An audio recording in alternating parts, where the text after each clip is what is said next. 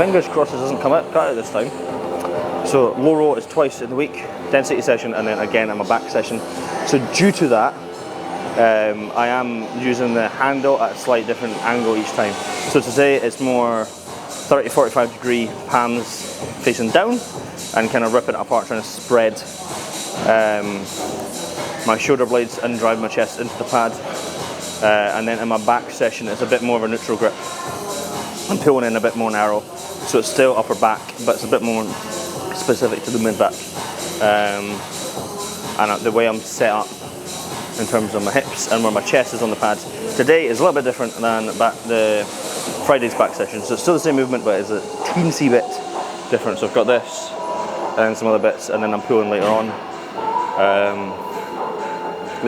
I've adjusted the layout of this session, so it's a lot more density day focus, whereas before it was like hamstrings and then a little bit back. Whereas now it's a bit more, it's more structured with progressive overload in mind, in essence. So, time to get after it.